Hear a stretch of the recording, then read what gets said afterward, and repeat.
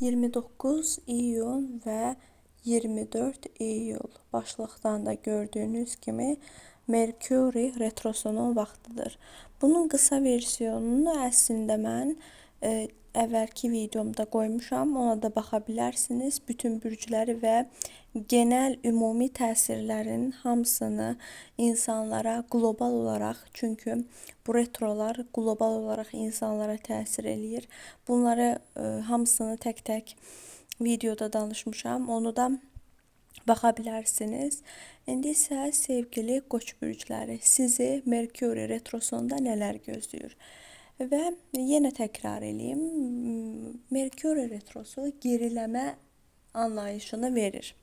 Astrologiya ilə əlaqəsi belə olmayan insan da Merkuri retrosunun nə olduğunu məncə bilir. Bilməyənlər üçün geriləmə adı altında əslində heç bir planet geriləmir. Sadəcə o biraz yavaşladığı üçün biz elə görürük, amma əslində geriləmir.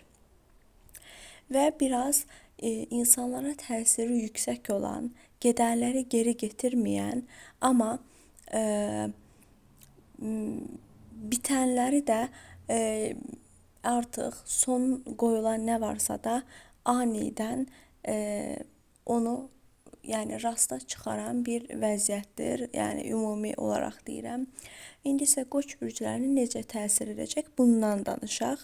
Qoç bürcləri önümüzdəki ayın iyulun 24-ünə kimi siz özünüzü həddən artıq duyğusal hiss edə bilərsiniz.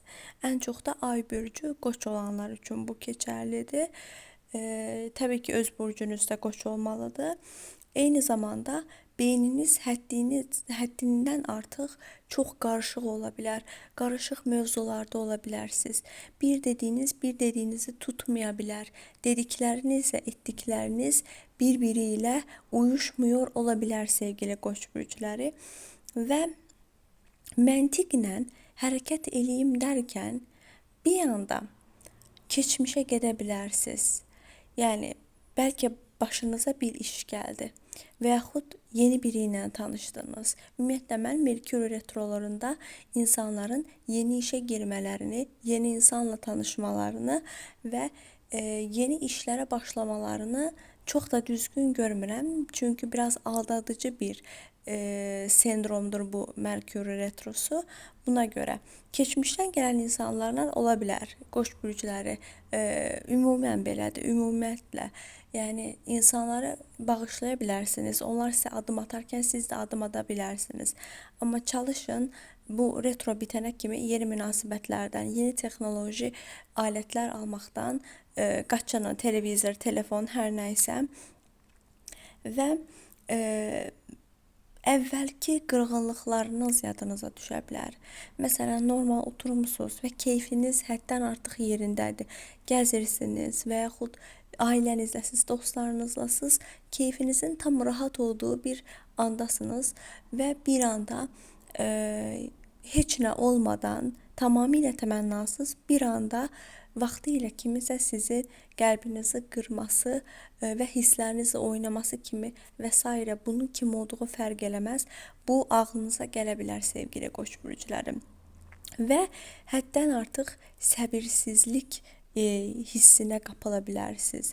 Məsələn, və bu səbirsizlik sizdə yüksək aqressiya yarada bilər.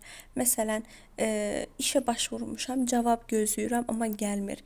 İmtahan vermişəm, nəticəsi açıqlansın, olmur. Birindən bir xəbər göndərmişəm, almıram. Kiməsə nəyə tapşırmışam, amma gəlmir. Həddindən artıq səbirsiz davranışlardan əgər bu ay özünüzü təmizləyə bilsəniz, əmin olun sizin üçün rahat keçəcək. Yəni bu Merkuri retrosu dönəmi. Və biraz keçmişə özləmə qayıda bilərsiniz sevgili Qoç bürcləri. Oturmusunuz və anidən ağlınıza ayda mənim də belə bir dostum var idi. Biz onunla görüşürdük, danışırdıq.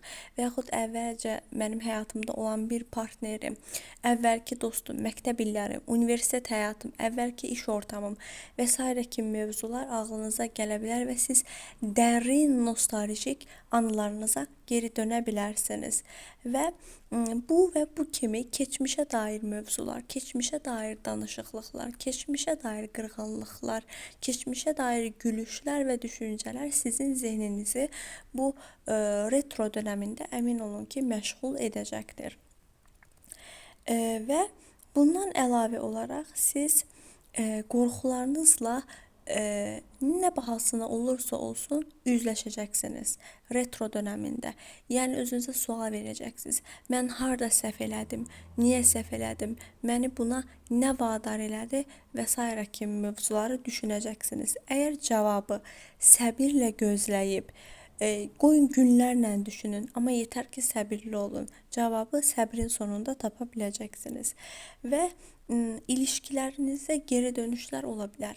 Keçmiş dost, yoldaş, keçmiş sevgili, keçmiş partner, hər kimsə sizinlə yenidən birlikdə olmaq istəyər, amma əgər sizin də buna könlünüz varsa, xahiş edirəm, yəni daha doğrusu mən xahiş eləmirəm, göy üzü bunu sizdən tələb edəcək.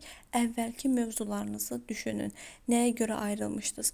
Nəyə görə əlaqəniz bitmişdi? Əgər bunlara cavab tapa bilsəniz və bunları gözdən keçirə bilsəniz, əmin olun ki, yəni retro belə bir şey var ki, retro bitəndə hər şey bitir.